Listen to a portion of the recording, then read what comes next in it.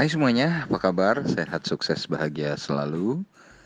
Jangan lupa subscribe, like, bagikan channel ini dan juga berikan komentar Anda agar kami semakin semangat dalam memberikan Anda update terbaru mengenai dunia pasar modal setiap harinya. Bagi Anda yang selama ini telah mendukung kami ucapkan terima kasih dan kami doakan Anda selalu diberikan kesehatan, rezeki, dan kebahagiaan yang melimpah. Jangan lupa aktifkan lonceng notifikasi agar Anda tidak tertinggal setiap kami mengeluarkan update terbaru. Dan langsung saja kita mulai dengan market review untuk perdagangan terakhir di minggu ini, Jumat 7 Mei 2021. Tadi pagi kami mengambil judul Jumat Ceria atau Jumat Keramat ya.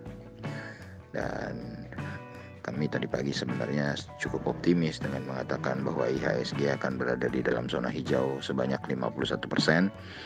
Dan ini dikarenakan karena market Eropa dan market Amerika yang juga menghijau, bahkan Dow Jones Indeks Amerika sempat menyentuh all time high atau titik tertingginya kembali. Kami juga sangat positif karena dolar indeks terus melemah dan kami melihat juga kurs rupiah yang semakin perkasa, semakin membaik. Bahkan saat ini kurs rupiah ditutup di 14.292 atau rupiah kembali menguat 28 poin atau 0,2%. Jadi kalau kita lihat memang sebetulnya banyak hal yang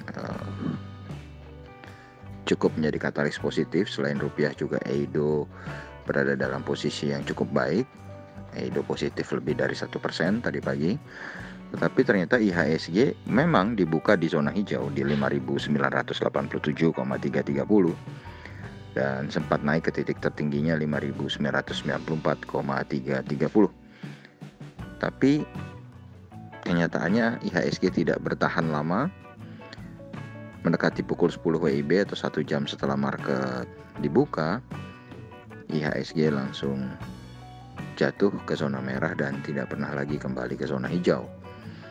Dan IHSG sempat turun di titik terendahnya di 5.922,493 menjelang penutupan, dan di penutupan diangkat ke 5.928,309 atau IHSG mengalami pelemahan 41,931 poin atau 0,7%.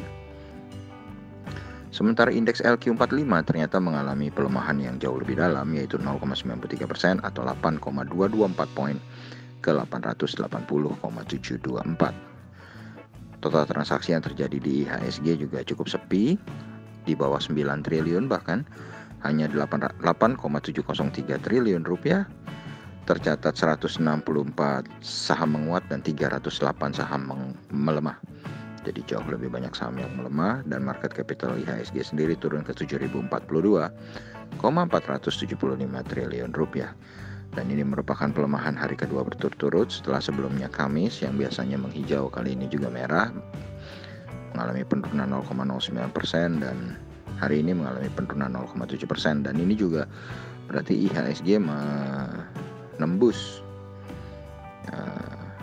titik yang sering kami anggap sebagai support yang cukup lumayan kuat, ya ini 5.950.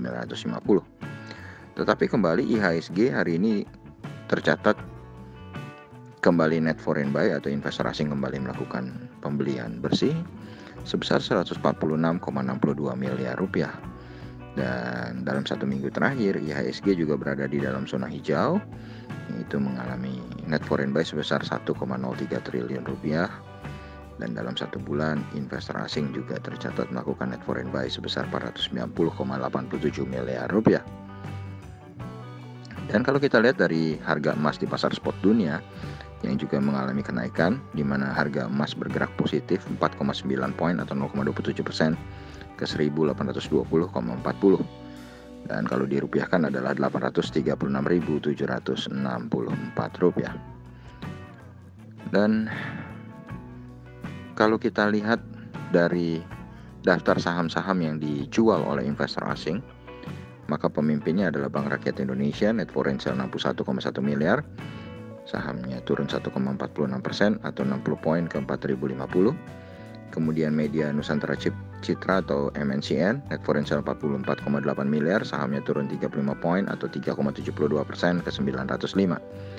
Di tempat ketiga ada INKP atau Indah Kiat Pulp and Paper, net foreign sale 32,9 miliar, sahamnya turun 350 poin atau 3,65% ke 9.250, sekaligus yang pelemahan cukup dalam ya, selain MNCN. Keduanya ada di 3%. Kemudian TOWR atau Sarana Menara Nusantara, net foreign sale 25,9 miliar, sahamnya turun 30 poin atau 2,56% ke 1.140.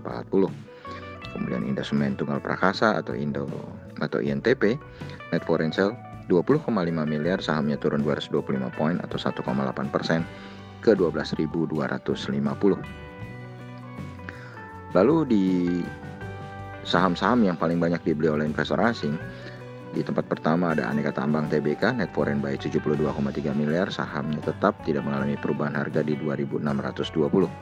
Sementara Vale Indonesia atau Inco, net foreign buy 59,5 miliar, sahamnya naik 140 poin atau 2,82% ke 5.100. Dan saham Inco sendiri akan membagikan dividen tanggal 7 bulan 5 kumdetnya. Jadi hari ini adalah kumdet bagi saham Inco. Dan kemudian yang berikutnya ada Tower Bersama Infrastruktur atau Tebik, net foreign buy 51,5 miliar, sahamnya turun 40 poin atau 1,56% ke 2.530. Di posisi berikutnya ada BBCA atau Bank Sentral Asia Tbk, net foreign buy 51,1 miliar, sahamnya turun 125 poin atau 0,39% ke 32.000. Sementara TLKM atau Telkom Indonesia Persero, net foreign buy 41,5 miliar, sahamnya tidak mengalami perubahan, tetap di 3.190. Jadi kalau kita perhatikan, harga saham Telkom di Indonesia lebih murah daripada harga saham Telkom di market Amerika. Dan kalau kita pindah berikutnya ke market regional Asia,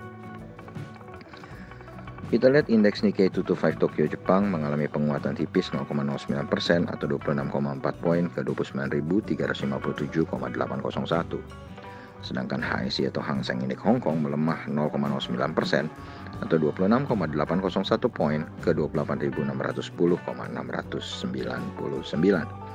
Shanghai Composite Index atau SSIC mengalami pelemahan 0,65% atau 22,41 poin ke 3.418,87.